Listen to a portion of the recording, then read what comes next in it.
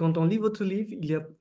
souvent des références à une langue nationale, une langue officielle et une langue régionale.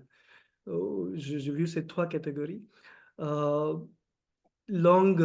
voilà, officielle, on la comprend, langue régionale également. Et moi, je vous dis, parce que j'ai travaillé pendant 7 ans à Bangalore, et c'est là que j'ai réalisé que Hindi n'était pas une langue nationale, contrairement à ce que je croyais. Donc oui, est-ce que vous pouvez dire que sous ces trois catégories de langues? Alors, effectivement, il n'y a pas de langue nationale.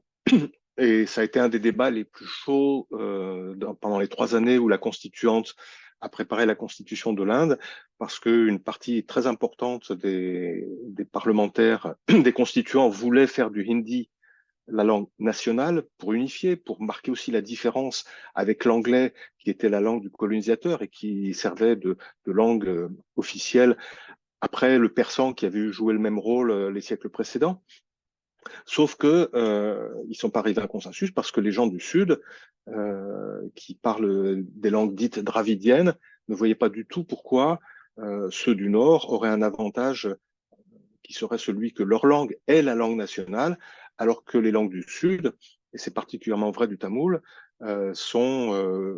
au moins aussi anciennes et en fait bien davantage que le hindi. Et en termes de légitimité nationale, historique, tout ce que vous voulez, ils considéraient que la leur valait bien le hindi. Et donc le compromis qui a été trouvé, c'est de faire du hindi la langue officielle de la fédération, aux côtés de l'anglais pendant une période provisoire de 15 ans, et en espérant qu'au bout de 15 ans, tout le monde se serait mis d'accord pour que le hindi devienne la langue nationale. Ça n'a pas été le cas, et le provisoire a été reconduit, et aujourd'hui encore, le hindi et l'anglais sont les langues officielles de la fédération, sachant que chacun des États a une ou plusieurs langues officielles, et à côté de la langue officielle de l'État, il y a souvent des langues associées pour tenir compte des minorités linguistiques qui sont souvent assez importantes dans cet État.